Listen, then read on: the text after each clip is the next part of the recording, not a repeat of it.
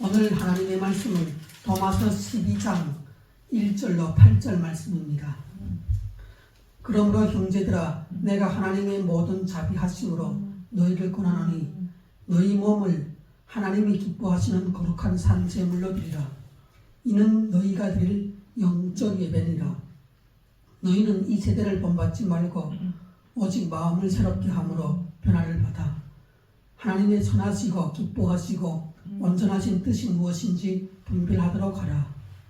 내게 주신 은혜로 말미암아 너희 각 사람에게 말하노니 마땅히 생각할 그 이상의 생각을 품지 말고 오직 하나님께서 각 사람에게 나누어 주신 믿음의 분량대로 지혜롭게 생각하라. 우리가 한 몸에 많은 지체를 가졌으나 모든 지체가 같은 기능을 가진 것이 아니니 이와 같이 우리 많은 사람이 그리스도 안에서 한 몸이 되어 서로 지체가 되었느니라. 우리에게 주신 은혜대로 받은 은사가 각각 다르니 혹 예언이면 믿음의 분수대로, 혹 섬기는 일이면 섬기는 일로, 혹 가르치는 자면 가르치는 일로, 혹 위로하는 자면 위로하는 일로, 구제하는 자는 성실함으로, 다스리는 자는 부지런함으로, 긍휼을 베푸는 자는 즐거움으로 할 것이니라. 아멘.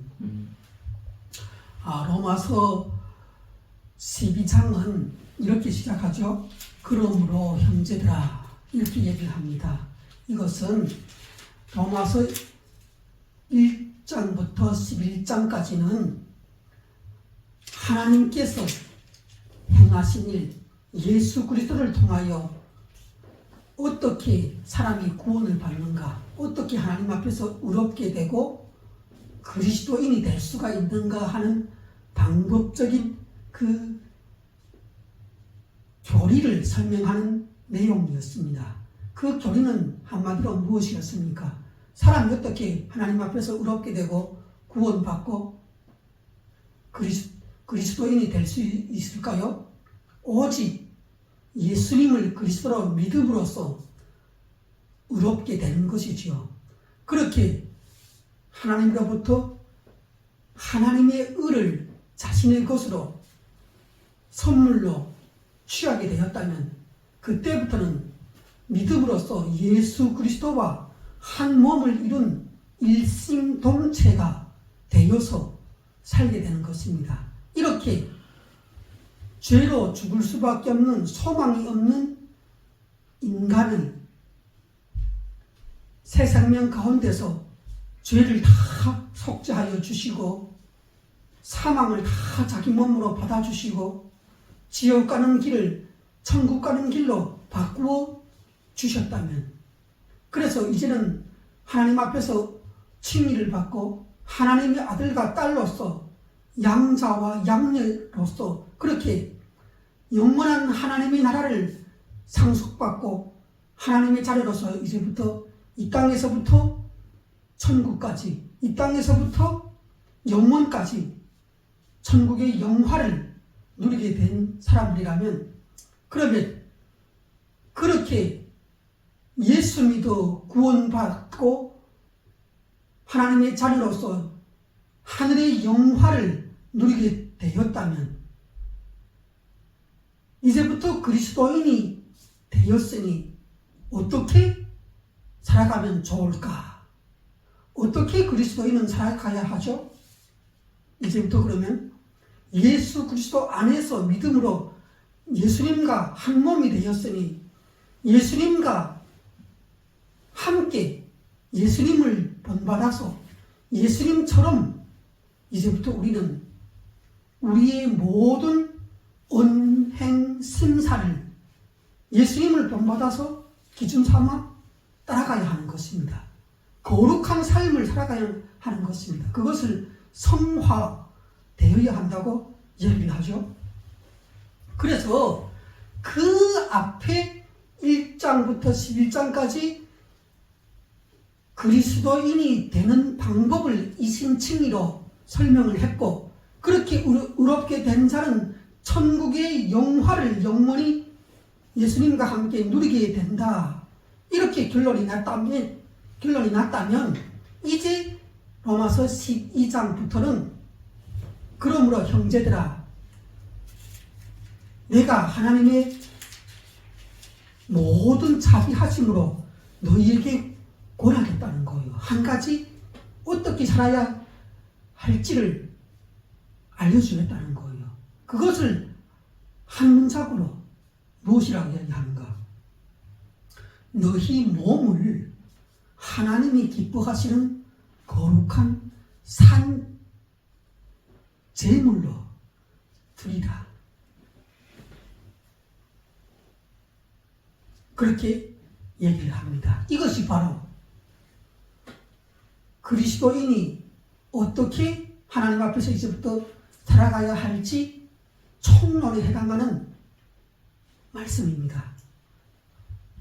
그렇다면 하나님의 모든 자비하심으로 말을 한다고 하는데, 이 하나님의 모든 자비하심이란 하나님께서 인간을 향해서 베풀어 주신 모든 사랑의 역사, 긍휼의 역사, 그것이라는 것입니다. 그것은 하나님께서 타락한 인류를 영원히 구원하시기 위한 구원의 역사요, 구속사요,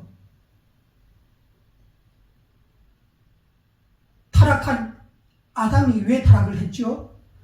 하나님의 말씀을 버리고 다른 말을 듣기 시작해서부터 그것이 죄가 되고 타락이 되었던 것입니다. 말하자면 사탄과 귀신의 말을 듣고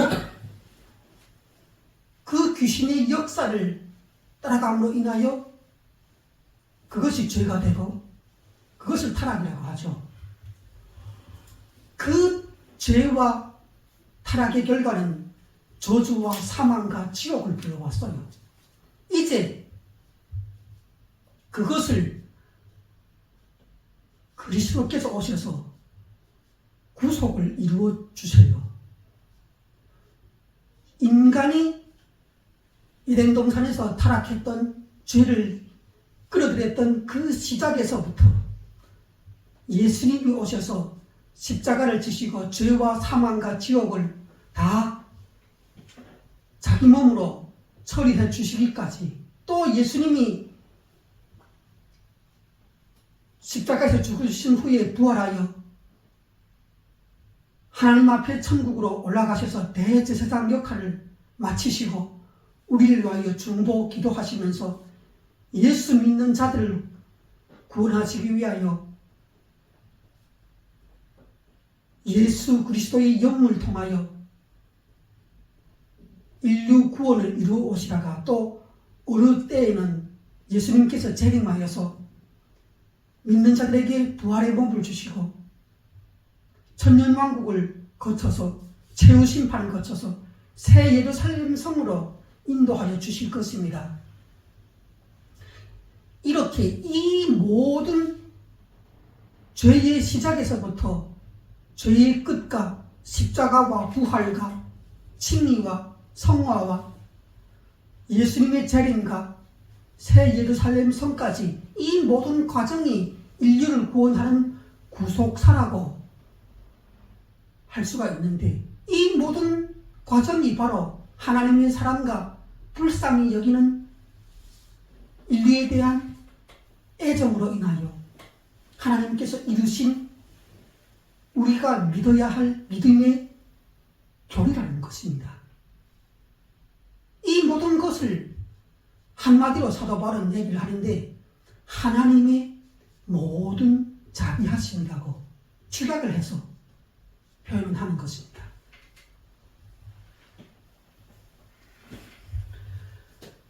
사도 바울은 이신칭의로서 하나님의 자녀가 된 그리스도인들에게 하나님의 모든 인류 구속의 역사, 재림과 새 예루살렘 성까지 포함하여 그 모든 인류 구속사를 통틀어서 하나님의 사랑과 긍휼의 역사라고 형상화하여 말을 하면서 그 모든 인류 구속의 하나님의 자비하신 역사로 통틀어 그로서 내가 너희에게 한마디로 권면하겠다는 것입니다. 강요는 아니에요. 믿는 자에게 권면하겠다는 것입니다. 너희 몸을 이제부터 하나님이 기뻐하시는 거룩한 산 제사로 올려드리라는 거예요. 제물은 어떤 때 사용을 해요? 하나님께 어떤 때 우리가 제물을 구약시대부터 드렸어요? 하나님의 말씀을 어기고 죄를 지었을 때 마땅히 죄를 지은 인간은 사망에 처해져야 하는데 하나님께서 인간을 살리기 위한 구원의 작전으로 짐승을 대신 제물로 잡아서 하나님 앞에 드리도록 그렇게 죄 지은 인간을 구원하는 대속의 방법을 구약시대부터 제시를 하셨던 거예요. 그런데 그렇게 짐승을 잡아서 드리다가 인간의 죄 때문에 짐승이 죽는 것은 가당치도 않은 일이기 때문에 예수 그리스도께서 오셔서 인간의 몸으로 자기의 피를 흘려서 인간의 모든 죄를 그 동물 제사 대신에 인신 제사로 자기 몸을 대제사장으로서 하나님께 드리는 겁니다. 그렇게 함으로 인하여 동물 제사가 끝나버리고 예수 그리스도의 몸으로 드리는 십자가의 제사가 하나님 앞에서 이루어진 것입니다. 이제 모든 제사는 폐지가 되었습니다. 오직 우리가 드릴 제사는 우리의 몸을 이제부터는 죽은 제사가 아니라 산 제사로서 우리의 몸을 죽여서가 아니라 우리의 죄를 죽이고 우리의 죄의 습관을 죽이고 죄의 행실을 죽여서 죄는 미워하되 사람은 미워하지 말라고 우리 몸을 이제부터는 하나님의 거룩한 의의 도구로 복음 전파의 도구로 진리의 도구로 사람들 앞에 보내는 그리스도의 편지로서 사용하면서 남은 인생을 살아야 한다는 것입니다. 그것이 바로 우리의 몸을 산제물로 하나님께 드리는 삶의 제사라는 것입니다. 우리는 이제부터는 주일날에만 만나서 드리는 예배면 끝나는 그런 것이 아니라 매일의 삶을, 매 시간의 삶을, 매 순간의 분초의 생각과 의지와 감정과 그 모든 은행심사를 하나님 앞에 제물로서 올려드리는 그러한 산제물로서의 생활을 시작을 해야 하는 것입니다. 이렇게 하는 것이 바로 너희가 예수님의 피와 살로 속죄하고 사망을 처리하고 구원받은 자의 마땅한 삶이라는 것입니다. 마땅한 삶의 예배라는 것입니다. 하나님 앞에 구원받은 자는 구원받은 자답게 이치에 맞게 합당하게 하나님께 삶의 모든 순간들을 내 몸을 사용하여서 하나님께 순종과 믿음으로써 결단하며 내 모든 생각, 감정, 의지를 하나님의 말씀에 맞추어서 예수 그리스도의 성품에 맞추어서 나 자신이 작은 또 다른 예수님의 형상이 되어서 이 세상을 이제부터는 나를 바꾸면서 살아가는 인생을 살아가야 하는 것입니다. 그것이 바로 이신칭의로서 구원받아서 만복을 누리게 된 모든 그리스도인들에게 하나님께서 명령하는 것입니다. 너희 몸을 이제부터는 거룩한 산제물로 내게 드리라. 이것이 너희가 드릴 합당한 예배이고 구원받은 자의 삶의 방식이라는 것입니다. 자, 우리 2절 읽겠습니다. 너희는 이 세대를 본받지 말고 오직 마음을 새롭게 함으로 변화를 받아 하나님의 선하시고 기뻐하시고 온전하신 뜻이 무엇인지 분별하도록 하라. 너희는 첫째, 하나님 앞에서 거룩한 산제물로 이제부터 하나님의 뜻대로 사는 헌신된 삶을 산제물로서 시작하기 위해서는 조건이 있는데, 그것이 첫 과제가 너희는 이 세대를 본받지 말라는 거예요. 이 세대는 뭐예요? 우리가 사는 이 세상의 삶의 방식이고 민족의 전통이고 온갖 구습이고 전통적인 삶의 방식과 전통적인 제사라든가 등등 그런 것들이 될 수가 있는 것입니다. 우리는 이제부터 세상의 방식, 오랜 민족의 전통을 따라서 제사를 지낸다든가 또 무슨 기타 우상숭배를 한다든가 유교를 따른다든가 불교를 따른다든가 절간에 가서 아이를 임신하게 해달라고 기도를 한다든가 각종 유교적인 사상, 불교적인 사상, 또 토속신앙, 우리 인류와 우리 한민족이 갖고 내려온 조상 때부터 예수님을 모르고 하나님을 알지 못하고 성령의 삶의 방식을 알지 못하고 살아왔던 그 모든 풍속들을, 전통들을, 습관들을 이제는 따르지 말라는 것이에요. 이 세대를 본받지 말라는 것이에요. 그거는 이 세대 하나님이 없는 세상의 사람들이 살아왔던 전통이요 역사였던 거예요. 이제 당신은 예수 그리스도 안에서 예수님 원하시는 삶의 모든 모습으로 탈바꿈을 해야 하는 거예요. 그래서 이 세대를 본받지 말라고 하는 거예요. 또 이 세대는 현재의 어떤 세대예요?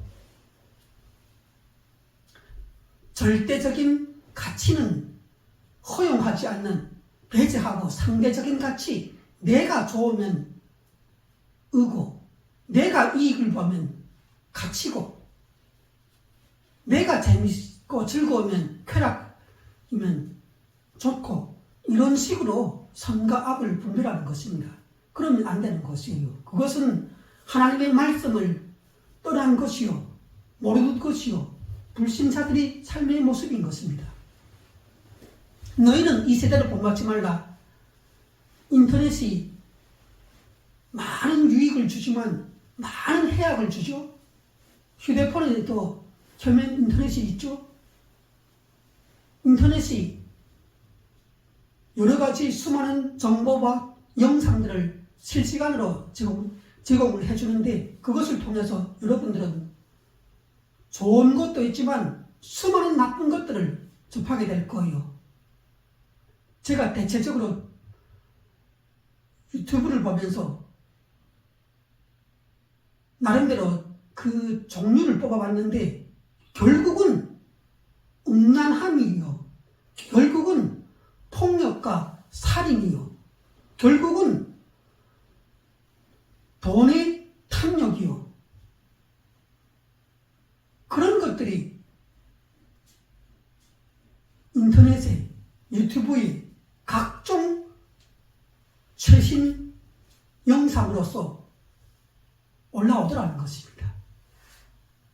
한번 생각해 보십시오. 유튜브를 가정하고 본다면 거기에서 음란한 것들을 다 뽑아버리고, 폭력과 살인과 그런 것들을 다 뽑아버리고, 돈에 대한 무분별한 탐욕을 불러일으키는 그러한 온갖 돈 때문에 벌어지는 사건, 사고들, 영상들, 폐해들, 부패함들, 그런 것들을 다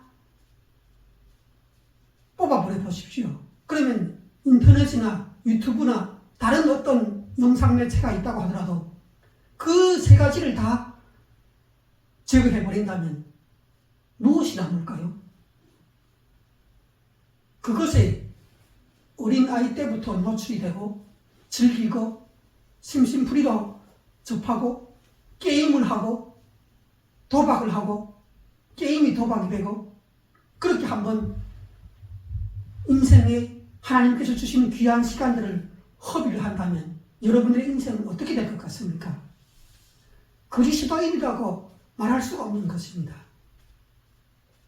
지어 저는 하나님 앞에서 조금이라도 경건해지려고 집에 TV를 두지 않습니다. TV를 보지 않습니다.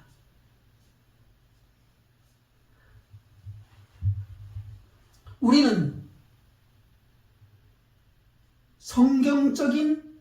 성경이 가르쳐주는 이 세상에 대한 세계관과 성경이 가르쳐주는 이 세상 사물 현상에 대한 가치관을 하나님의 말씀으로 정립하고 내 기준으로 삼지 않으면 그러면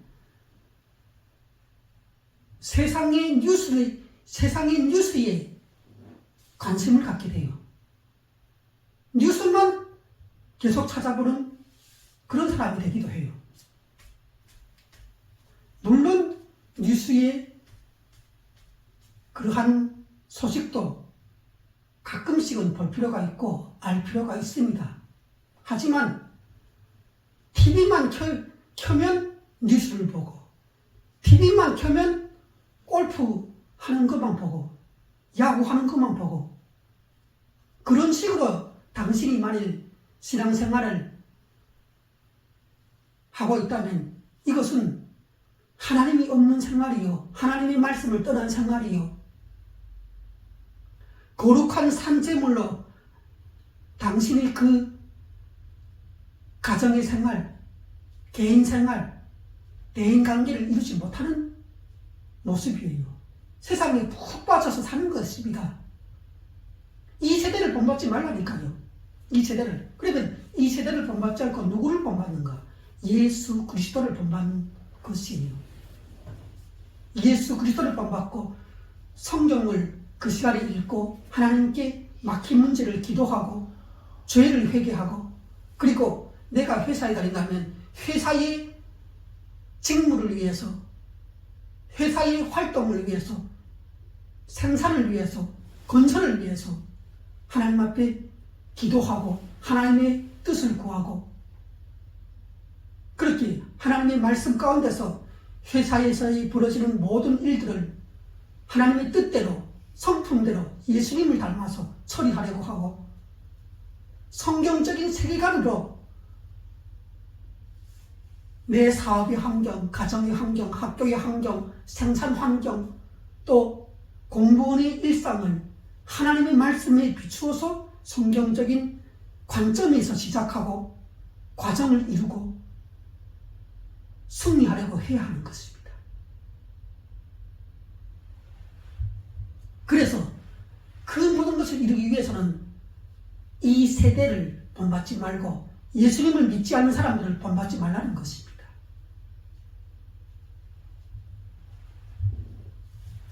그러니 내가 회사를 다닌다면 얼마나 많은 짬시간을 내서 하나님의 말씀을 읽어야 할까요? 배워야 할까요? 기도를 해야 할까요? 그 시간들은 낭비하는 시간이 아니요 범죄하는 시간이 아니에요. 그것이 바로 우리가 하나님 앞에서 올바로 세워지는 거룩한 구별된 시간들인 것이에요. 당신이 만일 예수 그리스도를 믿어서 성령을 받은 그리스도인이라면 이 하나님의 말씀에 순종하려고 몸부림쳐야 할 것입니다. 죄와 피 흘리기까지 싸워야 할 것입니다. 그렇지 않다면 그리스도인이 아니죠. 그리스도인의 삶을 지향하는 것이 아니죠. 오직 마음을 새롭게 하여야 하는 것입니다. 내 마음을 새롭게 하려면 하나님 앞에 늘 기도를 해야 돼요. 내 마음을 성령님께서 주관하여 주셔서 거룩하게 해달라고, 의롭게 해달라고, 깨끗하게 해달라고, 죄를 씻어달라고, 하나님의 말씀을 늘 읽으면서 배우면서 하나님께서는 오늘 나에게 뭐라고 말씀하시고 전국적으로는 내가 어떤 말을 하고 어떤 삶을 살아가기를 원하시는지를 성경을 통해서, 성경의 인물들을 통해서 끊임없이 배워야 하는 것입니다. 그렇게 되었을 때 조금씩 우리의 기도에 의해서, 성령의 역사에 의해서 내 성격과 기질, 그 모든 것들이 다 바뀔 것입니다. 어떤 사람은 성격과 기질이 바뀌지 않는다고 하죠. 그렇지만 성령님이 우리 안에서 역사하실 때 그것조차도 의로움으로, 거룩함으로, 또 사랑으로, 섬김으로, 성격으로, 기질로 바뀝니다. 성령님은 누구세요? 하나님이세요. 하나님이 못하실 일이 있다고 생각하십니까?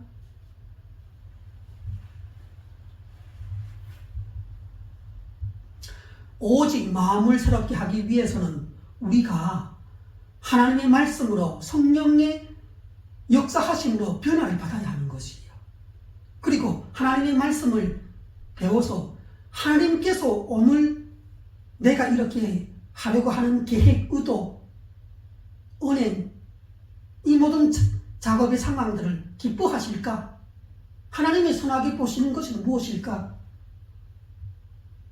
하나님이 기뻐하시고 선하시고 온전하신 내 행동과 말과 생활은 어떤 모습일지를 끊임없이 생각을 하고, 당신이 만일 사회에서 책임진 간부나 리더라면 그렇게 하나님의 말씀대로 말을 하고 하나님께서 말씀하시는 것과 같이 생각하고 비전을 삼고 운영하여야 한다는 것입니다. 그럴 때 바로 당신이 하는 기업이나 생산 환경은 하나님이 움직여 가시는 기업이 되고 하나님이 책임지시는 성과가 되고 승리가 될 것이라는 것입니다. 하나님께 당신의 모든 경영을 맡겨드리는 것이 되는 것입니다. 그렇게 하면은 하나님께서 이루어 가신다는 것이에요. 막힌 것을 뚫어주신다는 것입니다.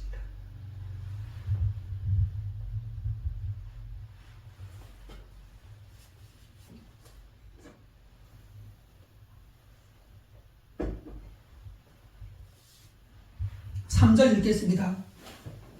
내게 주신 은혜로 말미암아 너희 각 사람에게 말하노니 마땅히 생각할 그 이상의 생각을 품지 말고 오직 하나님께서 각 사람에게 나누어 주신 믿음의 분량대로 지혜롭게 생각하라. 지금 사도 바울은 로마 교회에 이 글을 적어 보내는 것인데, 로마 교회가 예수님을 믿는 사람들로서 교회를, 공동체를 이루면서 살고 있잖아요. 그러니까 각 사람이 교회 공동체로서 살게 될 때 그 교회 안에서 어떻게 살아야 하는지를 공동체의 생활 그 기준을 제시하려고 하는 것입니다. 교회가 늘 말썽이고 문제가 일어나고 다툼이 일어나고 그런 것은 무엇인가? 자기 분수를 모른다는 거예요. 자기 분수를. 그리고 교회가 어떤 것인지를 잘 모른다는 거예요. 교회란 예수님의 몸으로서 구성이 되어 있어요. 교회 안에는 각양각색의 사람들이 모일 텐데 그들 한 사람 한 사람이 왜 모였는가? 예수님의 몸이 되기 위해서 몸으로서 하나님께서 불러 모으신 거예요. 낮은 사람이나 높은 사람이나 부자나 빈자나 병이 있는 사람이나 장애가 있는 사람이나 건강한 사람이나 그 누구를 남녀노소 따지지 않고 예수님을 믿어서 교회 공동체를 이룬 그 한 사람 한 사람은 다 하나님 보시기에 예수님의 몸이라는 것이에요. 이런 비유가 있죠. 예수님의 몸을 이루는 발이 있는데 발이 생각하기를 나는 발이 되지 않고 땅을 밟지 않는 손이 되고 싶다. 그렇게 생각하면서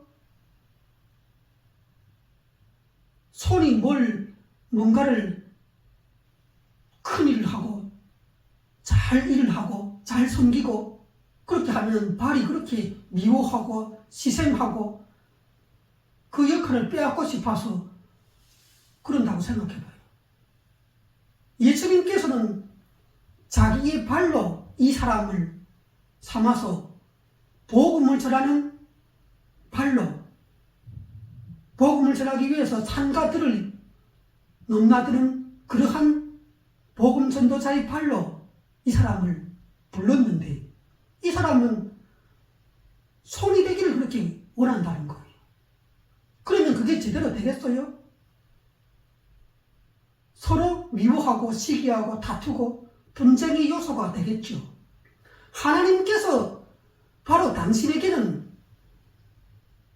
예수님의 몸으로서의 발의 기능을 하기로 그렇게 작정을 하셨다니까.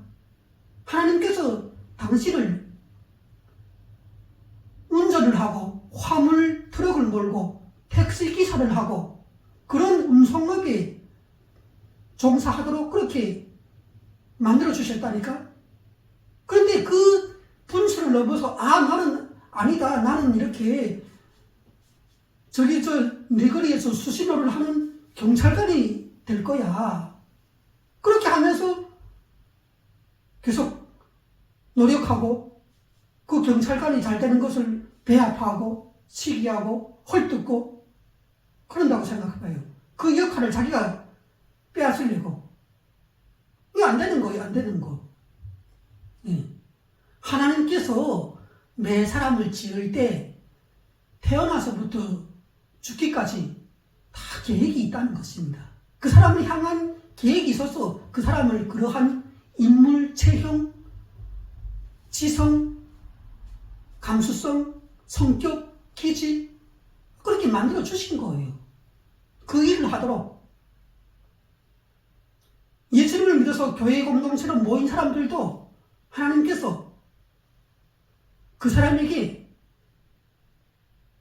그런 역할을 하도록 지정해 주신 거예요. 물론 예수님을 믿은 이후에 은사를 후천적으로 은사라는 그 재능을 주세요. 그 재능을 주셨다면 그 재능대로 다른 사람을 위하여 섬기면 되는 것이에요.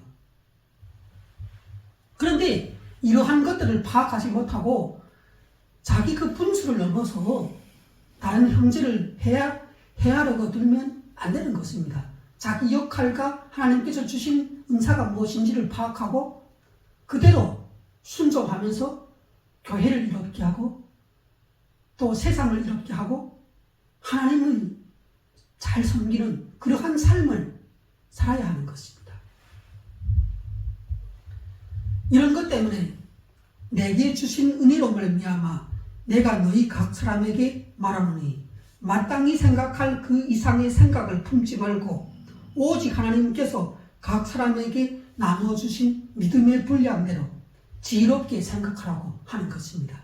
또 믿음의 분량대로 지혜롭게 생각하라고 하는데 이 믿음의 분량이라고 할 때는 이런 생각이 떠올라요.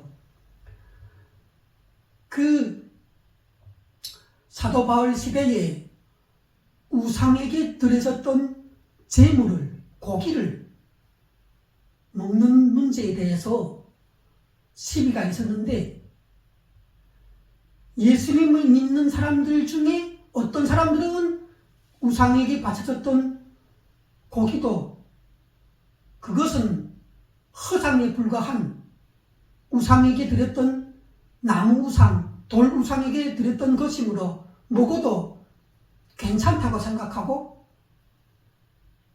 믿음을 갖고 먹는 사람이 있는가 하면 그 더러운 우상에게 드려졌던 고기를 어떻게 먹을 수가 있겠는가 하고 거절하고 먹으면 안 된다고 목소리를 높이고 그런 사람들이 있었던 거예요.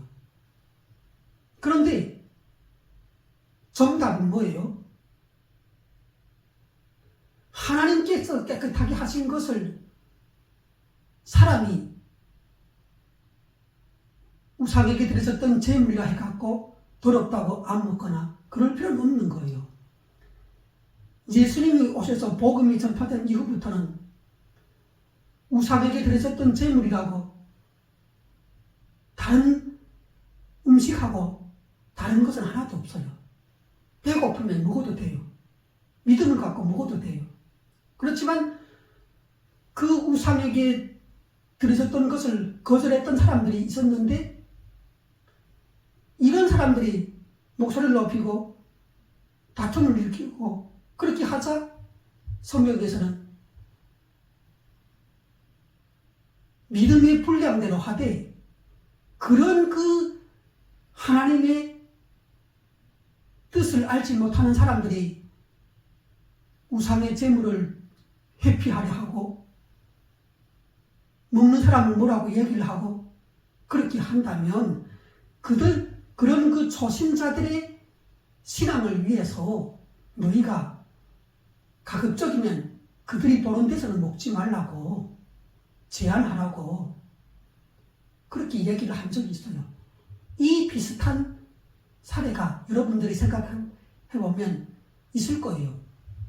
그런 것처럼 하나님께서 각 개인에게 주신 성경에 대한 이해도를 따라서 복음에 대한 믿음과 확신을 따라서 결정하면 된다는 것이에요. 그 믿음의 하나님이 주신 믿음의 분량대로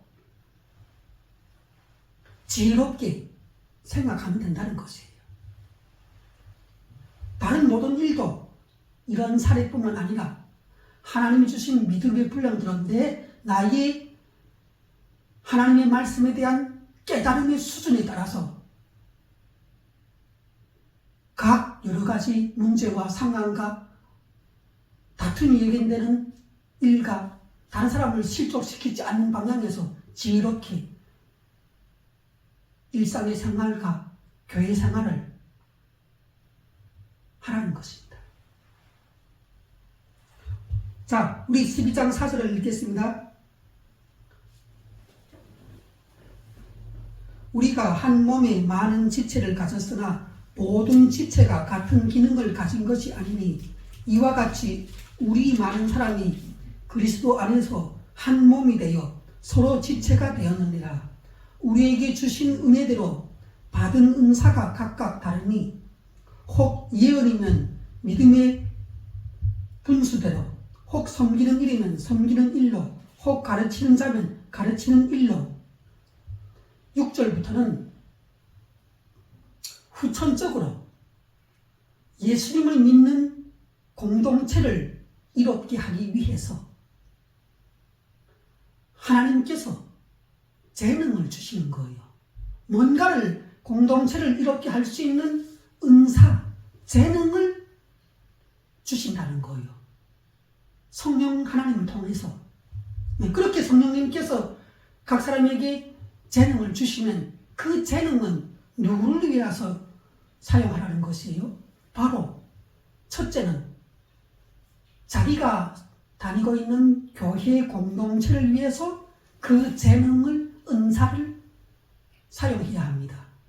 그리고 그 은사를 필요로 하는 다른 모든 믿지 않는 사람들을 위해서도 또 그 재능을 사용해야겠죠.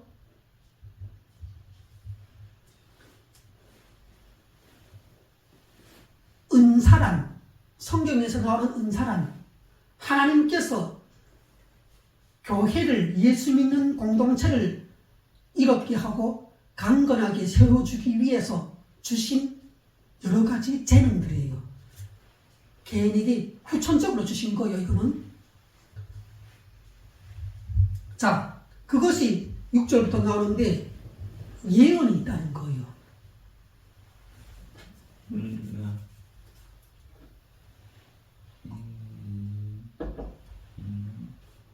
자, 하나님께서 주신 재능 중에는 예언이 있는데 예언은 두 가지로 볼 수 있어요. 우리가 흔히 생각하듯이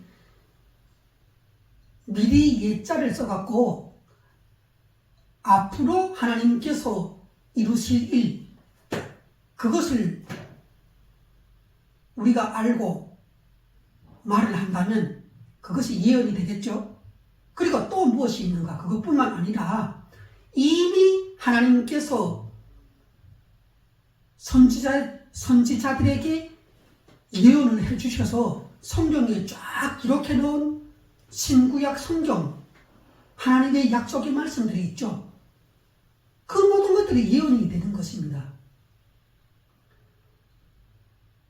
성경이 기록하여 아직 우리에게 이루어지지 않은 일들, 말하자면 예수님께서 다시 오셔서 재림을 한다던가 천년왕국을 주신다던가 새 예루살렘 성으로 들어가게 하신다던가 이 모든 것들은 아직 우리에게 성경의 약속으로만 기록되어 있을 뿐 이루어진 건 하나도 없죠. 이런 것들이 예언이 되는데 우리가 이런 것들을 다른 사람에게 가르쳐주고 말을 한다면 우리도 옛 선지자처럼 예언하는 자가 되는 것이죠. 또 예언이라는 의미는 어떤 것이 있는가? 미리 예자가 아니라 맡길 예자도 되는 것입니다. 우리가 이 성경의 모든 지나간 구약 성경의 말씀들을 읽고 배우고 다른 사람에게 이 말을 구약 성경을 풀어서 이야기를 한다면 그러면 그건 뭐예요? 그것도 한자로는 예언이 되는 것입니다. 그러니 예언이란 앞으로 이루어질 일에 대한 하나님의 말씀뿐만 아니라 이미 이루어진 성경의 하나님의 말씀을 전하는 것도 다 예언이 되고 하나님 말씀을 가르치거나 지금 제가 하는 것처럼 설교를 하는 것도 예언사역이 되는 것입니다. 또 7절에 보면은 섬기는 일에 대해서 이야기를 해요. 섬기는 일이란 다른 사람을 위해서 뭔가를 돕는 일이겠죠. 도와주는 일이겠죠. 다른 사람이 뭔가를 필요를 느껴요. 그러면 그것을 먼저 발견하고 내 시간과 물질과 돈을 쓰고 내 손과 발로 그 사람을 부추겨주고 물건이라도 옮겨주고 이러한 모든 것들이 부조를 원하고 구제를 원하는 사람에게 섬기는 일이 되겠죠. 또 내가 몸이 아파서 다른 사람이 필요로 하는데 섬길 수가 없다면 헌금을 하고 돈을 그 사람에게 주고 이런 것도 행동으로서 섬기지 못하지만 물질로서 섬기는 일들이 되겠죠. 이런 각종 섬기는 일들, 첫째로는 하나님을 믿는 교회가 그 대상이 돼요. 교회 안에 약한 자, 병든 자, 또 가난한 자, 도움을 요하는 자, 그런 사람들이 많을 거예요. 늘 있죠. 그런 사람에게 내가 물질을 쓰고 시간을 쓰고 내가 갖고 있는 재능을 그에게 나타내주고 그렇게 함으로 인해서 그것을 필요로 하는 사람이 도움을 받게 되는 것이죠. 그런 섬기는 일을 해야 한다는 것입니다. 교회 안에 모든 구성원은 자기가 갖고 있는 선천적인 재능과 후천적인 하나님 주신 은사들을 갖고 서로 사랑하고 섬기는 그런 사람이 되어야 한다는 것입니다. 섬긴다고 할 때 나는 평생 섬기기만 하고 저쪽 사람은 평생 받기만 하고 그러면 안 돼요. 섬기면 서로 섬겨야 돼요. 서로 사랑해야 돼요. 또 그 다음에 보면 7절에 가르치는 자면 가르치는 일로, 또 교회 공동체에서는 서로 가르쳐야 한다는 거예요. 무슨 목사님만 가르치고 교사만 가르치고 그건 아니죠. 서로 가르쳐야 되는 거예요. 서로 가르쳐. 목사님에게도 성도가 가르칠 일이 한두 가지겠어요? 제가 목사지만 제가 아는 것은 지식이 한정이 되어 있어요.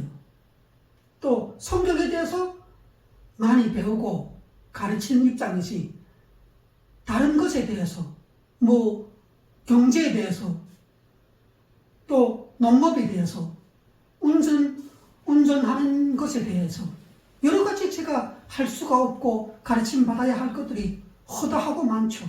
또 교회 안에서 내가 하나님의 말씀을 가르친다고 하더라도 놓친 것, 부족한 것들이 다른 사람 눈에나 귀에 들릴 거예요. 그러면 그때 가서 또 가르치는 거예요. 이렇게 했으면 좋겠습니다. 이것은 이렇게 되는 것 같습니다. 이렇게 서로 가르침을 받아야 하고 서로 가르쳐야 하는 것이에요. 교사도 마찬가지. 누구나가 교사가 되어야 하고 가르치는 자가 되어야 하는 것입니다. 또 교회 안에서뿐만 아니라 교회 밖에 나가서 삶의 모든 24시간 예배를 내 삶으로서, 내 입술로서, 손발을 통해서 삶의 제물로 되는 하나님께 드리는 예배를 살아야 할 텐데, 그때마다 나는 하나님의 말씀을 알지 못하는 사람에게 가르쳐야 하는 거예요. 내가 교사가 그 사람들에게는 성경교사가 되는 것이에요. 그래서 예수님을 믿는 모든 성도는 제사장이라고 하잖아요. 제사장의 역할은 뭐였어요? 하나님과 백성들 사이에 중개자가 되었던 거예요. 하나님의 말씀을 가르쳐주고, 또 그들이 죄의 문제 때문에 하나님 앞에 나아가서 제물을 드려주고 그런 일을 했던 거예요. 그런 것처럼 예수님을 믿는 모든 성도들은 세상에 나가서, 믿지 않는 사람들에게 나가서 제사장의 역할을 해야 하는 거예요. 하나님과 그 사람 앞에 중간의 입장에 서서 하나님께 기도하고, 하나님께 그 사람을 소개하고, 또 그 사람에게 돌아서서는 하나님의 말씀과 뜻을 가르쳐주고 교사가 되고 제사장의 역할을 해야 하는 것입니다.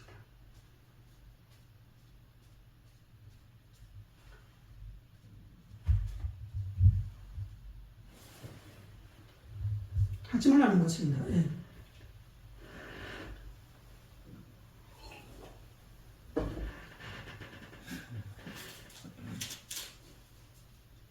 자, 우리 8절 읽겠습니다. 혹 위로하는 자면 위로하는 일로, 구제하는 자는 성실함으로, 다스리는 자는 부지런함으로, 긍휼을 베푸는 자는 즐거움으로 할 것입니다. 위로하는 자, 위로를 필요로 하는 사람들이 세상에 살면은 교회 안에나 교회 밖에나 내 가족 친척에게나 친구에게나 흔하게 있는 일들이죠. 위로를 받아야 하는 사람. 그 위로는, 첫째가는 위로는 죄와 사망으로, 죄로 인하여 저주와 질병 가운데, 문제와 사건 가운데, 타락한 가운데 사는 사람들을 예수 그리스도의 복음으로, 하나님의 말씀으로, 성경의 관점으로 하나님이 선하시고 기뻐하시고 온전하신 뜻이 무엇인지를 알려주는 것이 가장 큰 삶의 방향이요 살아날 수 있는 길이 될 것입니다. 인간다운 삶의 모습이 될 것입니다. 우리의 위로의 첫 번째 기준은 하나님의 모든 말씀이요, 예수 그리스도의 사랑과 섬김과 예수 그리스도의 성품을 우리가 그 사람에게 더해주는 것입니다. 그것이 첫 번째 위로가 되겠죠. 마치 예수님께서 병든 자, 아픈 자, 문제에 닥친 자를 위로해 주시고 손잡아서 온전히 회복해 주셨던 것처럼 예수님의 그 모습을 우리가 그 사람 앞에서 재현하는 것이에요. 그것이 위로의 과정이 되겠죠.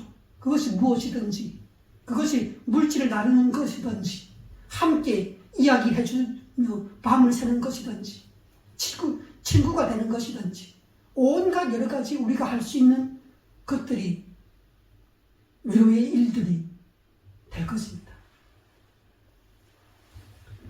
그리고 구제하는 자, 성경은 구약시대부터 늘 구제를 하라고 합니다. 당장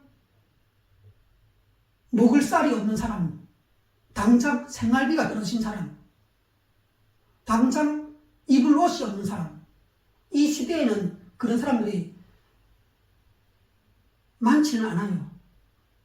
그렇지만 우리는 그런 것이 꼭 아니더라도 늘 사람은 먹고 입고 쓰고 살아야 하잖아요. 늘 내가 임대 아파트에서 산다면 월세를 계속 물고 사용료를 계속 물어야 하는 거예요. 몸이 병들고 일자리를 잃고 구직 중이라면 그 모든 것들이 늘 일은 안 해도 수입은 없어도 항시적으로 생활비가 나가야 될 거예요.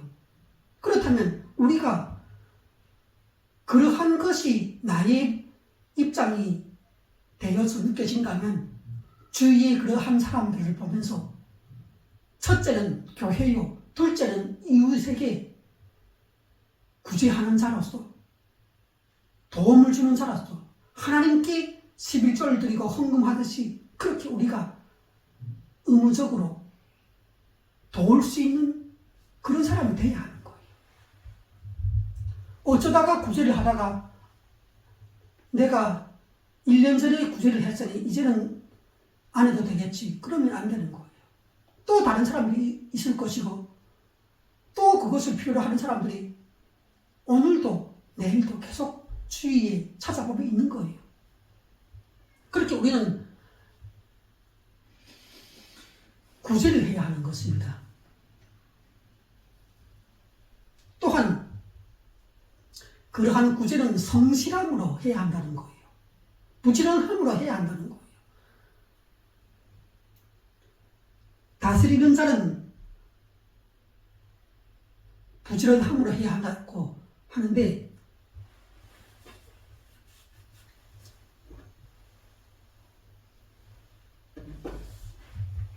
첫째, 다스리는 자는 교회 안에서 다스리는 자가 있습니다. 권위를 갖고 다스리겠죠. 다스린다는 말은 강압을 하거나 굴림을 하거나 지배를 하거나 그런 얘기가 아니에요. 성경에서 하나님의 뜻으로 선포되는 다스리는 것은 하나님의 뜻대로 살도록 인도한다는 얘기예요. 섬긴다는 얘기예요. 그 사람이 하나님의 뜻대로 건강하게 목회하고 생활을 하고 예배하고 일상생활을 할 수 있도록 하나님의 말씀으로 섬기고, 죄로 치닫게 될 때는 그 죄의 습관과 행동과 언행을 제한하고 권위로 명령을 하고 이렇게 다스리는 것이죠. 예배를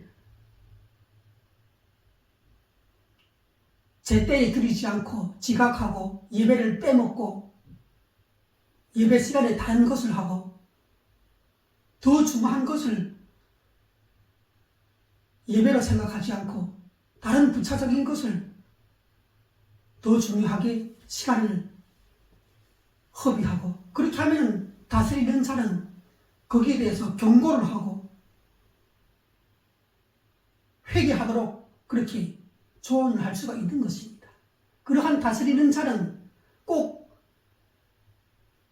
공동체의 리더뿐만 아니라 우리 모두가 자기를 다스리고 다른 사람을 또 그렇게 하나님의 말씀대로 예수님의 마음으로 그렇게 사랑으로 돌보며 섬기며 조언하고 인도할 수가 있는 것입니다.